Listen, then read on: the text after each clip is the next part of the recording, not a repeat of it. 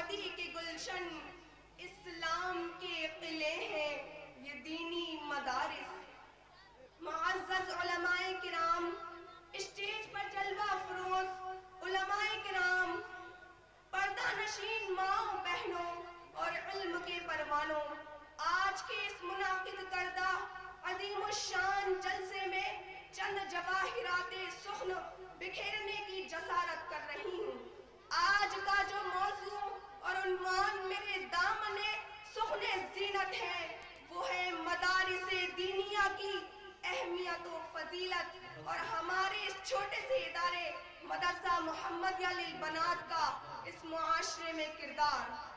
جی ہاں جناب والا، یوں تو دنیا میں ہزاروں دینی اور علمی مدارس موجود ہیں جن کے اندر لوگ حصول تعلیم کے لیے جاتے ہیں اور وہاں کے علم سے فیض یاب ہوتے ہیں۔ ان مدارس دینیہ نے ہر دور ہر زمانے میں اسلام کا پرچم بلند کیا ہے اور دین محمد کو آج تک قائم رکھا ہے۔ ان مدارس دینیہ نے مسلمانوں کو ان کی پہچان بتلائی ہے۔ مگر آج جناب والا کچھ لوگ سوال کرتے ہیں کہ مدارس نے ہمیں کیا دیا ہے، بلکہ وہ یہ سوال نہیں کرتے کہ مدارس اسلامیہ نے انہیں کیا کیا نہیں دیا۔ یاد رکھیے، مدارس نے لوگوں کو قرآن کا طریقہ بتایا، حج کا سلیقہ سکھایا، نماز کا طریقہ بتایا، قرآن پر عمل کرنا سکھایا، یہاں تک کہ معاشرے میں رہنا سکھایا۔ جناب والا، جب بھی اسلام یا مسلمانوں پر کسی مصیبت کی گھڑی آئی ہے یا کوئی ظالم حکومت اور طاقت نے مسلمانوں کے خلاف آواز اٹھائی ہے تو یہ مدارس دینیہ ہی ہر میدان میں پیش رہے ہیں اور باطل کی آنکھوں میں آنکھیں ڈال کر بات کی ہے۔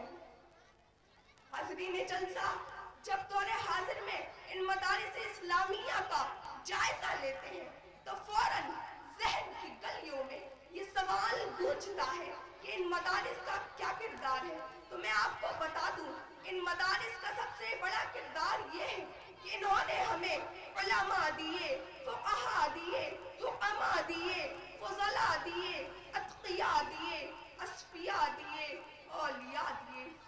ذرا غور فرمانا کہ اگر آج یہ دینی مدارس نہ ہوتے تو آپ کا نکاح پڑھانے والا کوئی نہ ہوتا، اگر آج یہ دینی مدارس نہ ہوتے تو آپ کا جنازہ پڑھانے والا کوئی نہ ہوتا، اگر آج یہ دینی مدارس نہ ہوتے تو حقوق والدین کو بتانے والا کوئی نہ ہوتا، اگر آج یہ دینی مدارس نہ ہوتے تو حقوق زوجین کو بتانے والا کوئی نہ ہوتا، اگر آج یہ دینی مدرسے نہ ہوتے تو آپ کے معاشرے میں مفتی نہ ہوتے، حافظ نہ ہوتے، قاری نہ ہوتے، مولوی نہ ہوتے، دیوبندی نہ ہوتے، مظاہری نہ ہوتے، ندوی نہ ہوتے، کسی کی کوئی پہچان نہ ہوتی۔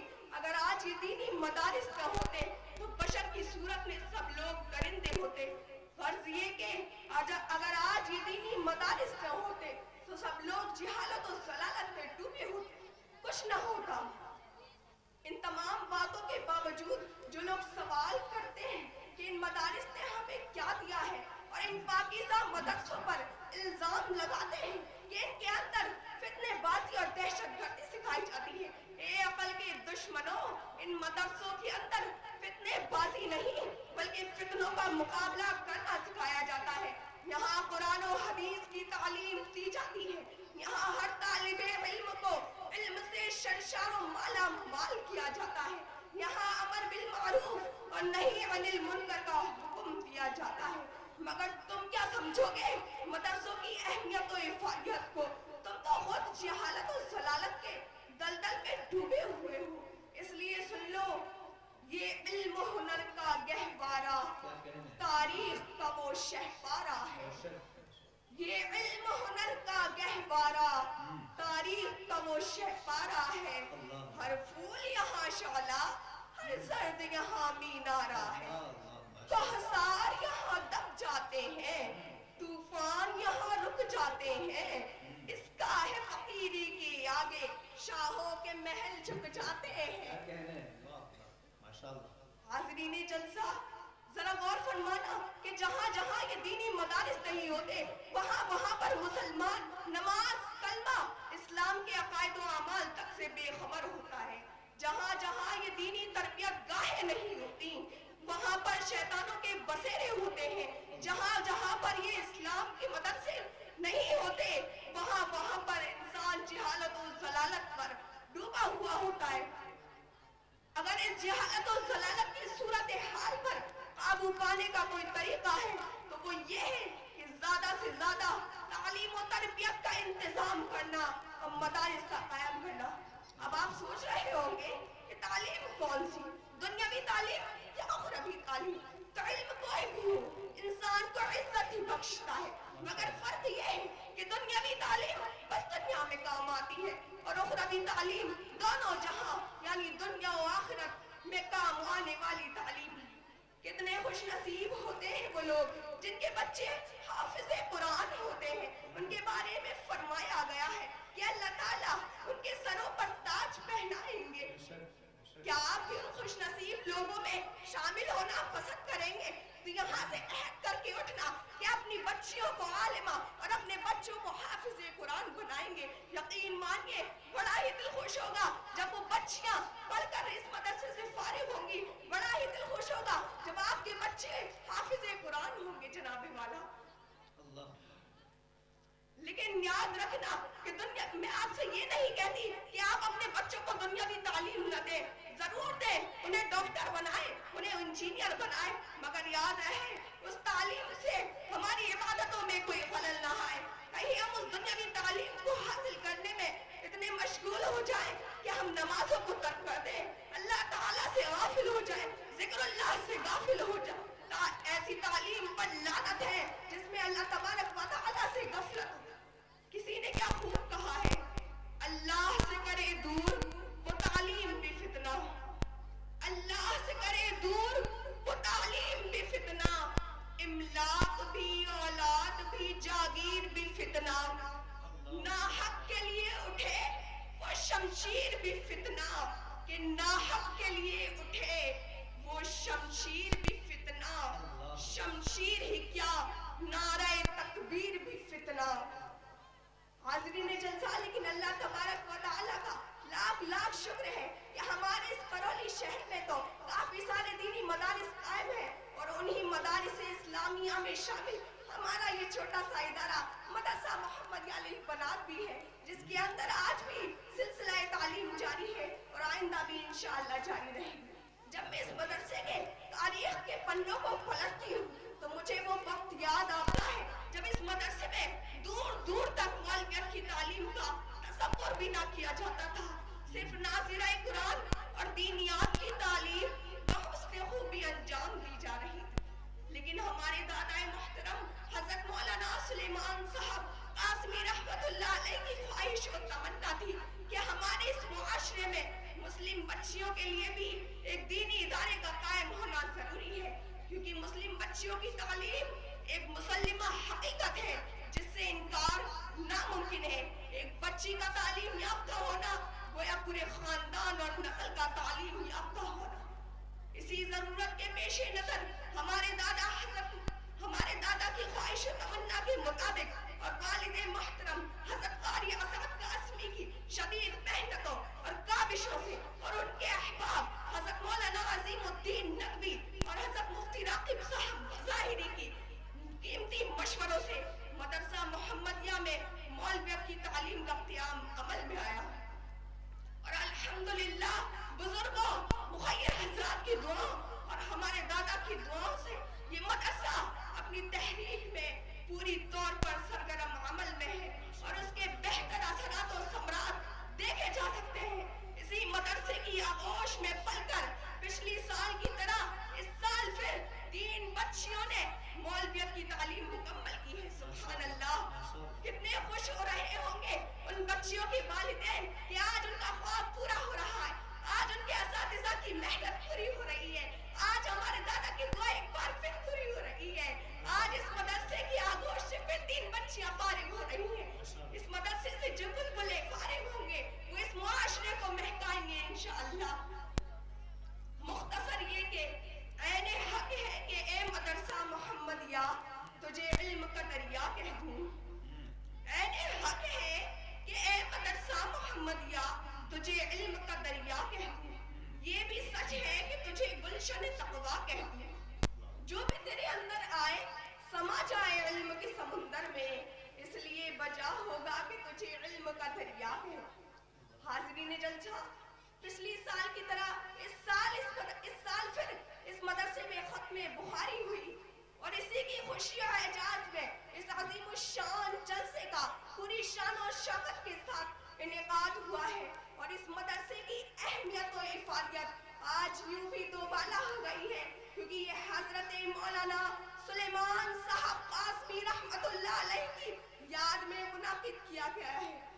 کیا آپ جانتے ہیں حضرت مولانا سلیمان کون تھے یا بھول گئے ان کی قربانیوں کو؟ اس لیے چلو میں آپ کی یادوں کو تازہ کرتی ہوں، اب بتلاتی ہوں کہ وہ ہستی کرولی تھی. ایک ایسی شخصیت تھے جو 1962 میں کرولی کے اندر تشریف لائے. کرولی کے لوگوں سے میرے دادا کو بڑی محبت اور شفقت تھی، اس لیے تو اپنی ساری زندگی ایک ہی مدرسے کے اندر گزار گئے اور آج بھی یہی مدفون ہے. ایک گلے گلزار بھی ہے، وہ ایک روشن آفتاب بھی ہے. کہوں میں کیا کہ وہ کرولی کی شان بھی ہے.